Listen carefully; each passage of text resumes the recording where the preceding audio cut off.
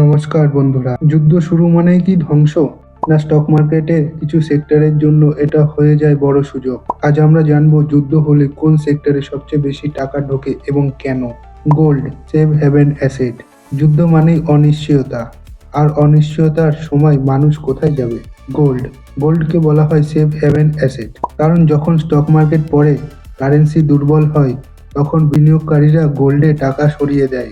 উদাহরণ, Russia Ukraine war শুরু হওয়ার পরেই বিশ্বজুড়ে গোল্ডের দাম দ্রুত বেড়ে গেছিল, কারণ কারেন্সি দুর্বল হওয়ার ভয়, স্টক মার্কেট ক্র্যাশের আশঙ্কা, গ্লোবাল অনিশ্চয়তা। 2. Defence sector. যুদ্ধ মানেই অস্ত্রের চাহিদা বৃদ্ধি।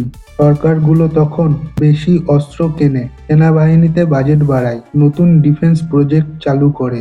আন্তর্জাতিক উদাহরণ, লকেট মার্টিন। ভারতের উদাহরণ, ভারত ডায়নামাইটস লিমিটেড। যুদ্ধের সময় এই ধরনের কোম্পানির অর্ডার বাড়ে, আয় বাড়ে, শেয়ারের দামও বাড়তে পারে। Oil and gas sector. যদি যুদ্ধ হয় তেল উৎপাদনকারী দেশে, তাহলে সাপ্লাই কমে যেতে পারে, ফলাফল ক্রুড অয়েলের দাম বাড়ে, তেল কোম্পানির শেয়ার বাড়তে পারে। উদাহরণ হিসাবে ধরো ওএনজিসি। যখন আন্তর্জাতিক বাজারে তেলের দাম বাড়ে, তখন এই সেক্টরে টাকা ঢোকে। Pharma sector.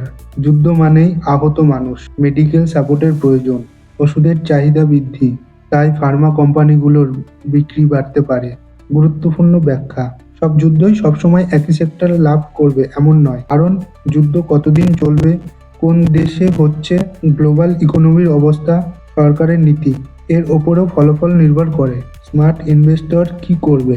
প্যানিক করবে না, ডাইভার্সিফিকেশন রাখবে, লং টার্ম চিন্তা করবে, এসআইপি বন্ধ করবে না। যুদ্ধ ধ্বংস নিয়ে আসে, কিন্তু মার্কেটে তৈরি করে সুযোগ। প্রশ্ন হলো, আপনি কি সেই সুযোগ নিতে প্রস্তুত? কমেন্টে জানিও।